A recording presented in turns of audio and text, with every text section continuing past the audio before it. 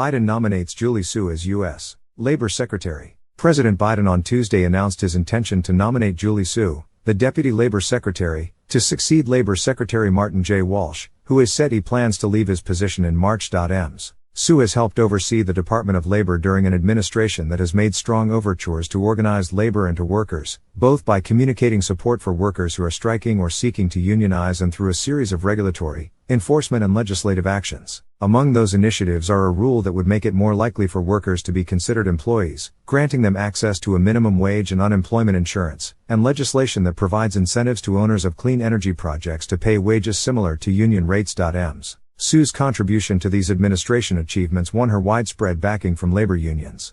Julie Su is broadly respected by unions, cares about the plight of workers, and folks appreciate her ability to manage the plumbing inside of DOL and make the case to the world, said Patrick Gaspar, a former senior union official and ambassador to South Africa who now heads the Center for American Progress, a liberal think tank. If confirmed, Ms. Su will take over the department at a time of rising interest in labor organizing. The Labor Secretary has little formal role in promoting unionization. It is the National Labor Relations Board that enforces labor rights. But Mr. Biden leaned on his first Labor Secretary to encourage workers to unionize, appointing Mr. Walsh to a task force to explore ways to increase union membership and including him in a White House meeting with union organizers.Ms. Su would probably be deployed in a similar way and make the case for legislation that the administration had failed to enact, which could benefit Mr. Biden politically even if it was unlikely to pass the Republican-controlled House over the next 2 years. Among the assignments that may land on her desk are promoting the Protecting the Right to Organize Act, or PRO Act, which would make it easier for workers to unionize by threatening fines for employers that violated labor law, and elevating the importance of workers in service professions like child care and home care. Mr.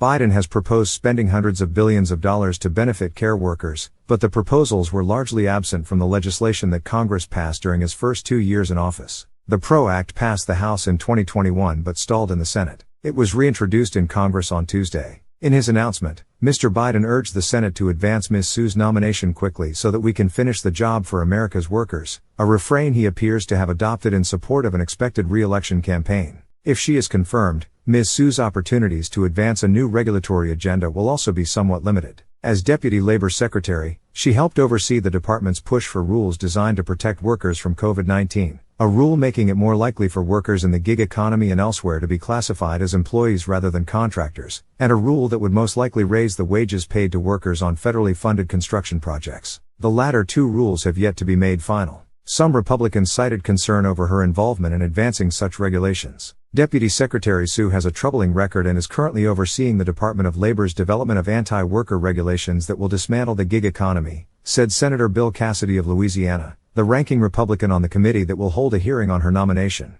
in a statement on Tuesday. But few high-profile regulatory items remain. The most prominent is a move to raise the cutoff below which most salaried workers are automatically eligible for time-and-a-half overtime pay. The current cutoff is about $35,500. And the Biden administration is expected to propose raising it substantially, likely setting up a challenge from the business community. A federal judge struck down a 2016 rule put forth by the Obama administration raising the cutoff to about $47,500. Su, a speaker of Mandarin whose parents were immigrants, served as head of California's Labor and Workforce Development Agency before joining the Biden administration in 2021. The agency won praise from worker groups for being quick to establish rules protecting workers from hazards related to COVID-19, but critics highlighted accusations that the agency paid out billions in fraudulent unemployment claims. Ms. Su conceded that a large number of unemployment insurance payouts during the pandemic had been improper, and Republicans cited those accusations in opposing her 2021 nomination as deputy, which the Senate approved, 50-47.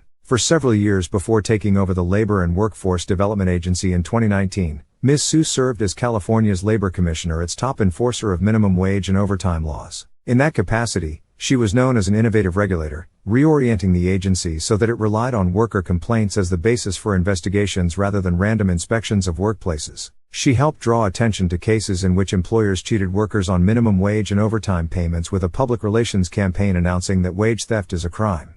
Before entering government, she was known for her work in the 1990s on behalf of several dozen Thai seamstresses who had been forced to work in a Southern California sweatshop for far below the minimum wage until the authorities freed them. Ms. Su helped the workers win compensation from the companies that used the sweatshop as a supplier. The MacArthur Foundation cited her work on behalf of the workers when it awarded her a Genius Grant in 2001.